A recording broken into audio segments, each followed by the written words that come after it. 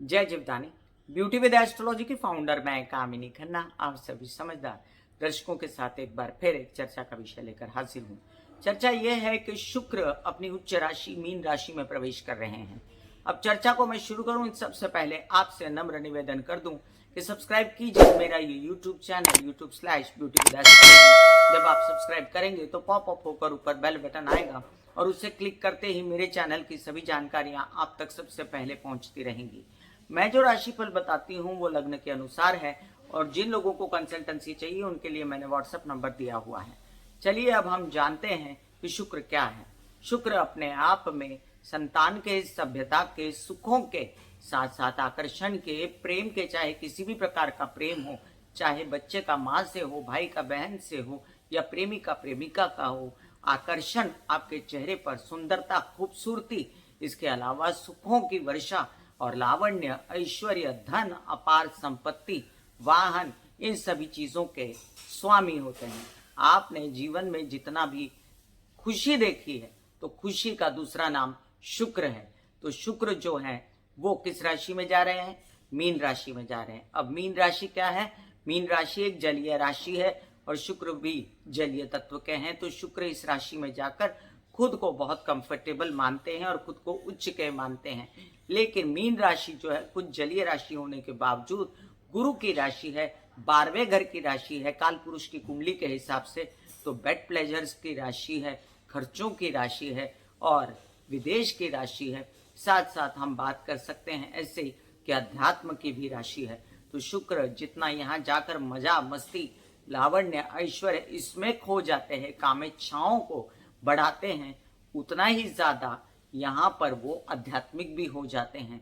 तो ये दोनों बातें अपने आप में एक बड़ा विरोधाभास है। प्रॉब्लम और समस्या तब खड़ी होती है कि यहाँ पर गुरु पहले से विराजमान है। अब शुक्र जो है वो दैत्याचार्य हैं, दानवों के गुरु हैं, और गुरु जो हैं वो देवाचार्य हैं, देवों के गुरु हैं। तो बहुत ही विपरीत स्वभाव के स्वामी हैं दोनों, और इस कारण जो है ये दोनों जब इकट्ठे होंगे तो नेचुरली यहाँ पर महालक्ष्मी योग बनने के बावजूद भी ऐसी कुछ न कुछ घटनाएं हो सकती हैं जो आपको नागवार गुजरे। तो ये भी समझ लीजिए कि जहां तक हो सके अच्छा प्रभाव शुक्र देने की पूरी कोशिश करेंगे, लेकिन उनके साथ बैठे हैं गुरु जो कि नेगेटिव प्रभाव दोनों के साथ में होने से दे सकते हैं। एक ही घर में अगर दो गुरु आकर अपना अपना प्रवचन देना शुरू कर दे तो दोनों की लड़ाइयां हो जाएंगी कि नहीं हो जाएंगी, और दोनों के स्वभाव में टाकरा हो जाएगा कि नहीं हो जाएगा, ये आप बताइए। इसी कारण दोनों जब एक घर में बैठेंगे तो वहां पर विरोधाभास की स्थिति के कारण कुछ न कुछ ऐसा प्रसंग उठ खड़ा हो सकता है। और किस किस क्षेत्र में उठ के खड़ा हो सकता है, किस किस लग्न के लिए, वो मैं आपको अभी यहाँ पर बताने वाली हूँ। इससे पहले हम ये जाने कि शुक्र जो है ये 15 फरवरी 2023 को रात 8:02 पर मीन राशि में प्रवेश करने वाले हैं गुरु के साथ में, और यहाँ पर वो रहेंगे तकरीबन आप समझ लीजिए 12 मार्च को ये मेष राशि में प्रवेश करेंगे सुबह 8:28 पर। तो ये जो पीरियड है 15 फरवरी से लेके 12 मार्च का, लगभग 1 महीने से 3 दिन कम, ये आपको कई सारी खुशियां भी लाता है और कई सारे चैलेंजेस भी लाता है। क्या खुशियां लाएगा और क्या चैलेंजेस लाएगा, दोनों की चर्चा हम यहाँ करेंगे। लेकिन उससे पहले शुक्र के नक्षत्र हम जान लें, क्योंकि नक्षत्र के हिसाब से ही कोई भी ग्रह जो है ये असर देता है। जिस जिस नक्षत्र में वो बैठा होता है उसके प्रकार से उसको अगर नक्षत्र से सपोर्ट नहीं मिलता, नक्षत्र का स्वामी अगर उस शत्रु ग्रह है तो उसको बहुत ही जूझना पड़ता है अच्छा फल देने के लिए भी। तो शुक्र जो है 15 फरवरी को पूर्वा भाद्रपदा नक्षत्र जो कि गुरु का नक्षत्र है उसमें रहेंगे जब ये कंफर्टेबल नहीं रहेंगे, और इसके बाद जब 18 तारीख को ये शनि के नक्षत्र में चले जाएंगे, उत्तरा भाद्रपदा नक्षत्र में चले जाएंगे, वहां से शुक्र कंफर्टेबल होना शुरू करेंगे। इसके बाद 1 मार्च को ये रेवती नक्षत्र बुध के नक्षत्र में प्रवेश करेंगे। बुध जो इनका परम मित्र है, शनि जो इनका परम मित्र है, और उसके बाद 12 मार्च को ये केतु के नक्षत्र अश्विनी नक्षत्र में प्रवेश करेंगे। लेकिन उसी दिन के लिए, क्योंकि उसी दिन ये मेष राशि में सुबह प्रवेश करने वाले हैं। अब हम एक बात यहाँ पर और गौर करने वाली है, दो बातें। एक बात तो ये कि शुक्र से जो एक पिछला घर है वहां पर शनि जो है वो राहु पर दृष्टि डाले हुए हैं, और राहु जो है वो मेष राशि में है और मीन राशि में जो है शुक्र आके बैठ जाएंगे, और शनि जो है वो कुंभ राशि में है। तो एक तरफ है शनि, दूसरी तरफ है राहु और बीच में आएंगे शुक्र। हालांकि ये तीनों ही मित्र हैं, लेकिन जब दो क्रूर ग्रहों के बीच एक ग्रह आता है तो उसे पाप कर्तरी योग कहा जाता है। मतलब पाप कर्तरी कैंची के समान योग, मतलब शुक्र को बहुत जूझना पड़ेगा अपना अच्छा असर देने के लिए। इसके बावजूद एक बात यहाँ पर देखनी पड़ेगी कि शुक्र जो है ये कुछ कुछ लग्नों के लिए मालव्य योग भी बनाएंगे, जो मालव्य योग उन लग्नों को बहुत ही फायदेमंद रहेगा। हालांकि गुरु भी हंस नाम का राजयोग बना रहे हैं जो उन लग्नों को फायदेमंद है। तो चलिए हम जानते हैं कि शुक्र यहाँ पर आकर मीन राशि में मेष से लेके मीन राशि को क्या असर देते हैं। मैं अभी फिलहाल आपको उपाय राशियों के हिसाब से बता रही हूँ, ताकि आपकी राशि को कौन सा उपाय सूट करता है, 1 से 2 उपाय बताऊंगी मैं, वो जरूर कीजिएगा। मेष राशि, आपके लिए द्वादश भाव में बैठेंगे शुक्र, गुरु के साथ में आपके प्रेम संबंध जो हैं उनमें आपको संभल के चलना पड़ेगा। उच्च कोटि के प्रेम संबंध आपके बन सकते हैं और उसमें आपके धन आने की विदेशों से बहुत आपको आशा भी रहेगी, और विदेशों से धन भी आएगा, क्योंकि आपके धन भाव के स्वामी हैं शुक्र। आपके विवाहित जीवन में जो आपका जोड़ा होगा उनके सपोर्ट से भी आपका ये कारोबार बढ़ सकता है। हालांकि आपकी कामेच्छाएं बहुत बढ़ जाएंगी और आपके प्रेम संबंधों में बाधाएं भी आ सकती हैं, क्योंकि ये शुक्र गुरु कॉम्बिनेशन है। खर्चे अंधाधुंध हो सकते हैं, खर्चों पर भी कंट्रोल करना पड़ेगा। हो सकता है कि नींद की समस्या हो सकता है कि आपके ऐसे संबंध हो जिसमें आप खुद कंफ्यूज हो जाएं कि आपने ये संबंध अच्छा किया है कि नहीं, और आपके कुछ ऐसे काम जिसमें आपको विदेश जाना था, वहाँ एडमिशन्स लेनी थी, तो मिलेगी तो जरूर, ये तो 100% हो गया, लेकिन फिर भी 10% यहाँ पर ये आशंका रहेगी कि जूझना बहुत पड़ेगा। अब शुक्र जो है आपके सप्तम भाव के द्वितीय भाव के स्वामी हैं, द्वादश भाव में जाकर बैठेंगे, तो आपके विवाहित जोड़े के जो साथी हैं उनकी तबीयत को संभालना आपके लिए जरूरी रहेगा।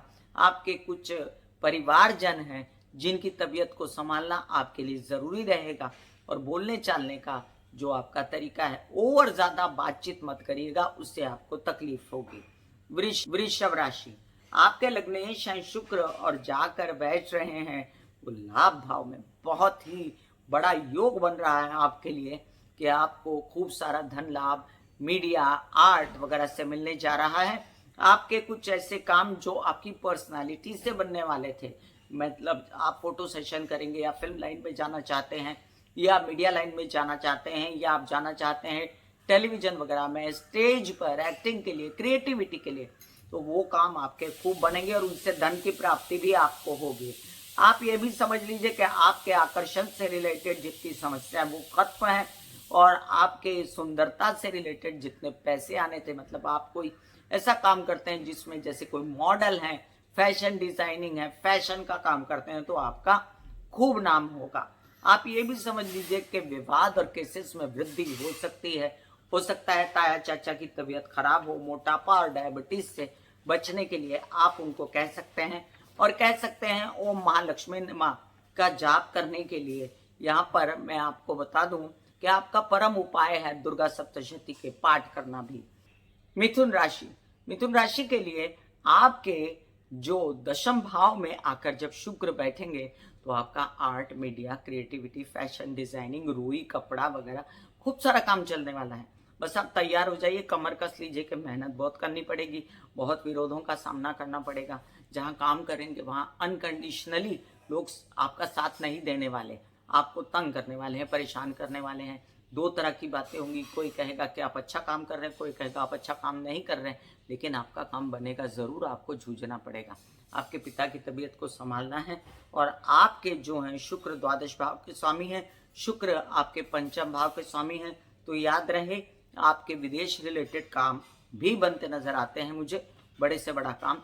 और आपके पंचम भाव के स्वामी है तो ज्ञान, विद्या, अध्ययन, पढ़ाई, इन सब में निरंतर वृद्धि होगी। कोई वीजा वगैरह लगाना है, फॉरेन के टूर्स करने हैं, बहुत अच्छा समय है, काम कीजिए, आगे बढ़िए। कर्क राशि, कर्क राशि के लिए आपके लाभ भाव के और आपके चतुर्थ भाव के स्वामी है शुक्र, जाकर बैठेंगे भाग्य भाव में। माँ की मदद से आपका भाग्योदय, माँ की मदद से आपके केसेस विवाद खत्म होना, माँ की मदद से आर्ट और विद्या, ज्ञान, पढ़ाई में आपकी उन्नति होना, माँ की मदद से घर में सुख आना और आपके कई सारे ऐसे काम जिसमें धन संपत्ति आनी है वो भी आपकी आना शुरू हो जाएगी। आपके नए नए काम, आपको ऑफर्स होंगे। आपके कुछ ऐसे काम हैं जो आप चाहते थे कि ऐसी जगह हो जाए जहाँ पर आपके पिता चाहें, ताया चाचा चाहें या पिता समान लोग चाहें, तो वो भी होते नजर आते हैं मुझे। कर्क राशि के लिए बेहतर से बेहतर उपाय है ओम महालक्ष्मी नमः के जाप करना। शुक्र के लिए आप सफेद चीजों का सेवन कर सकते हैं, जैसे घी, मलाई या दूध। रात्रि काल में मलाई में थोड़ा सा चीनी डाल के उसको चाटना, थोड़ा सा घी चाटना, या आप अपनी माँ के पैर छू सकते हैं। सिंह राशि, सिंह राशि के लिए आपके दशमेश हैं और आपके पराक्रमेश हैं। शुक्र जाकर अष्टम भाव में बैठेंगे, तो ये स्थिति अच्छी कोई मजेदार नहीं है। आपको अपनी जननेंद्रियों से रिलेटेड समस्याओं का सामना करना पड़ सकता है। आप अपनी तबीयत को संभालें, डायबिटीज, मोटापा, प्रजनन अंगों की प्रक्रियाएं, प्रोस्टेट वगैरह से बचें। और ये भी समझ लें कि आपके कुछ ऐसे काम हैं जिसमें आपके मीडिया से रिलेटेड काम अटक गए थे या आपके कुछ काम अटक गए थे क्रिएटिविटी के, आर्ट के, तो उन कामों में आपकी इन्वेस्टमेंट आपको ज़्यादा नहीं करनी है। आपको कम सहयोग रहेगा पिता का भी, क्योंकि उनकी तबीयत थोड़ी डामाडोल हो सकती है। एक बात का फायदा होने जा रहा है आपको, व्यवसायिक पार्टनर और विवाहित जीवन के पार्टनर के साथ आपको वैसे भी घूमना फिरना आनंद तो आएगा, लेकिन व्यवसाय बढ़ाने की भी सूझेगी और आप यात्राओं में जा सकते हैं। इसके लिए आपकी यात्राएं बड़ी सुंदर रहेंगी और आपकी यात्राओं में तबीयत अगर संभाल लें तो आपके काम बनते नजर आते हैं मुझे। सिंह राशि वालों के लिए दुर्गा सप्तशती पढ़ना और ओम महालक्ष्मी नमः के जाप करना अत्यंत शुभ रहेगा। कन्या राशि, कन्या राशि के लिए अब ये सप्तम भाव में आकर बैठने वाले हैं। यहाँ पर एक बात ध्यान रखें कि आपके लग्न पर दृष्टि पड़ती है, नीच की दृष्टि कहलाएगी ये शुक्र की दृष्टि, क्योंकि ये कन्या राशि में नीच के हो जाते हैं। आपके भाग्य भाव के और आपके धन भाव के स्वामी हैं, तो विवाहित जीवन के जोड़े की मदद से आपके धन आने की सूचनाएं आपको मिल सकती हैं, नए नए काम बन सकते हैं। व्यावसायिक पार्टनर की मदद से आपके नए नए काम बन सकते हैं और आपके परिवार में खुशी छा सकती है।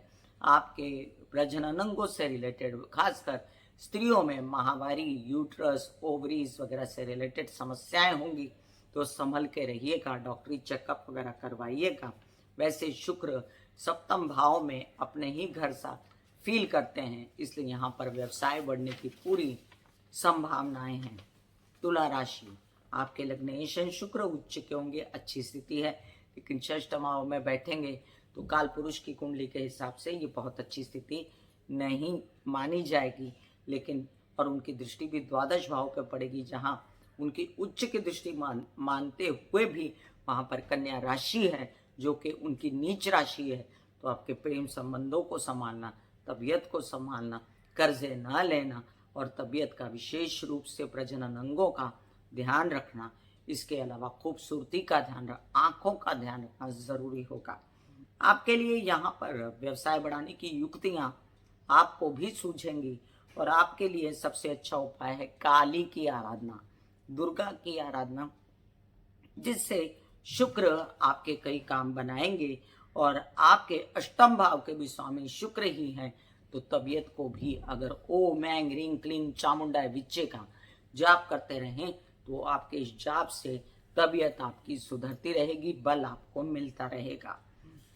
अभी शुक्र आपके लग्न के भी स्वामी है, तो आपके लग्न मतलब आपके उत्साह, आपका पराक्रम, आपकी खूबसूरती, आपका रौब, तो इन सब चीज़ों में वृद्धि होगी और आप कई सारे काम अपनी पर्सनालिटी से रिलेटेड बना सकते हैं।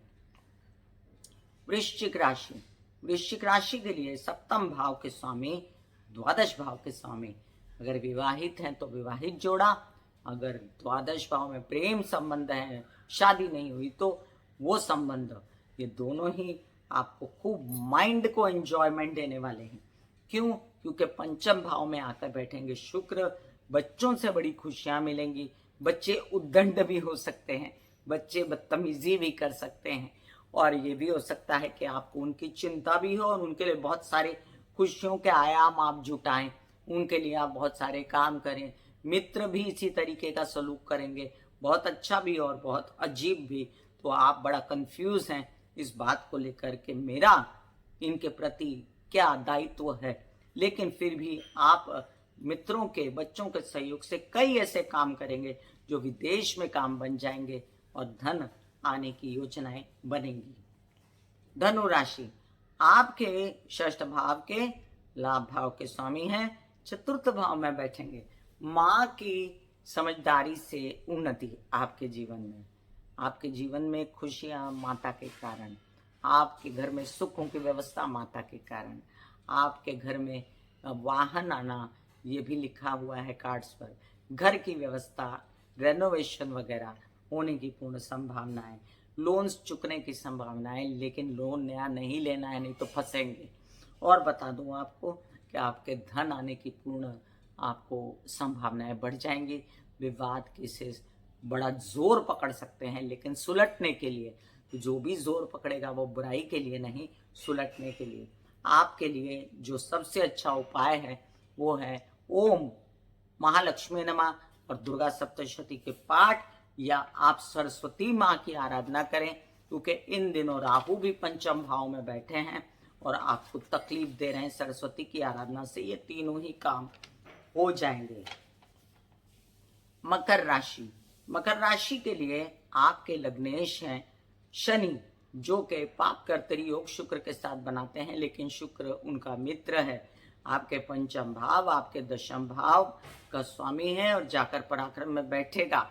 तो आप अपनी खुशियां पाने के लिए खूब काम करेंगे, अपनी योजनाएं फलीभूत करने के लिए खूब दौड़ेंगे, यात्राएं करेंगे, और ये भी होगा कि मानसिक सुख मिल सकता है यात्राओं में, और आपके कामकाज बन सकते हैं, अपने बच्चों से रिलेटेड कामकाज बन सकते हैं, व्यवसाय से रिलेटेड पिता से सहयोग मिल सकता है, आर्ट और आपकी मीडिया या क्रिएटिविटी में खूब नाम हो सकता है, आपके खूब ऐसे संबंध हो सकते हैं जिससे आपके मित्र ऐसे कुछ बन सकते हैं जिससे वो बहुत फायदा दे जाएं।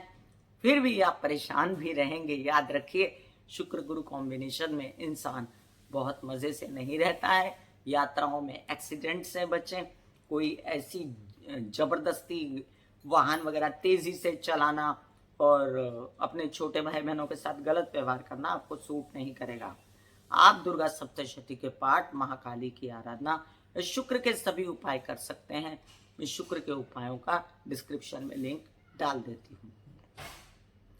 कुंभ राशि, आपके लग्नेश हैं शनि, शुक्र के मित्र, शुक्र बैठे द्वितीय भाव में, द्वितीय भाव उनका अपना भाव होता है, ऊपर से उनकी उच्च राशि होती है, ऊपर से आप याद रखें चतुर्थ भाव सुखों के स्वामी हैं, आपके काम के स्वामी, तो काम कर रहे हैं, परिवार खुश है, माता खुश है, खूब सारा पैसा आ रहा है, हैप्पीनेस है, चेहरे पे हैप्पीनेस है, आप तो बड़े खुश हैं। यहाँ पर मैं कुंभ लग्न वालों की बात कर रही हूँ, याद रखें। और घर परिवार में लोगों का आपस में मतभेद भी हो सकता है, आप झगड़े कर सकते हैं अच्छाई के लिए, लेकिन फिर भी कुछ अच्छा फल ना मिले, और काम तो हो रहे हैं, पैसे संचित हो ना हो इस बात पर विवाद है, प्रॉपर्टी पर विवाद है, फंड्स पर विवाद है, इस बात को लेकर आप चिड़चिड़े भी हो सकते हैं। यहाँ पर आप अपनी माँ की तबीयत को संभालने ये ज़रूरी रहेगा, और अपनी यात्राएं वगैरह आनंद से कीजिए, काम हो रहे हैं और पैसा आ रहा है ये निश्चित। मीन राशि, लग्न में बैठकर शुक्र धमाल मचाने वाले हैं, पर्सनालिटी में इजाफा, निरंतर आपका आकर्षण यौवन बढ़ा हुआ, काम इच्छाएं खूब बढ़ी हुई, गलत काम इच्छाओं से आपको कोई नुकसान ना हो इसका भी ध्यान देना है। आपके कुछ ऐसे काम जो आपके जाकर यात्रा में होने थे, क्योंकि ये तृतीय भाव के स्वामी हैं, अष्टम भाव के भी स्वामी हैं, तो आपको ये ज़्यादा से ज़्यादा आकर्षित करेंगे प्रेम संबंधों के लिए। एक्स्ट्रा मैरिटल अफेयर्स, एक से ज़्यादा प्रेम संबंध नहीं होने चाहिए। यात्राओं में आपको खूब लाभ होगा। आपके कई सारे काम फटाफट मीडिया आर्ट से रिलेटेड बन सकते हैं, लेकिन आपको सब इज्जत से करना चाहिए, न कि अपनी हदों से पार जाना चाहिए, ना कोई गलत काम करना चाहिए। यहाँ पर आपको गुरु सपोर्ट करने के लिए हैं और शुक्र भी सपोर्ट करेंगे आपको तबीयत संभालने के लिए और आपके लाभों के लिए। एक बात याद रहे सभी के लिए कि शुक्र की दृष्टि जो है अपनी नीच राशि पर पड़ने वाली है, और इसीलिए कन्या राशि जिन जिन लोगों की जहां जहां पर पड़ती है उस भाव से सावधान रहें। मैं कामिनी खन्ना बता रही थी शुक्र का मीन राशि में प्रवेश क्या असर देगा सभी राशि वालों को। फिर मिलूंगी इसी तरह की कोई अन्य चर्चा लेकर, तब तक के लिए आज्ञा दीजिए। धन्यवाद और नमस्कार।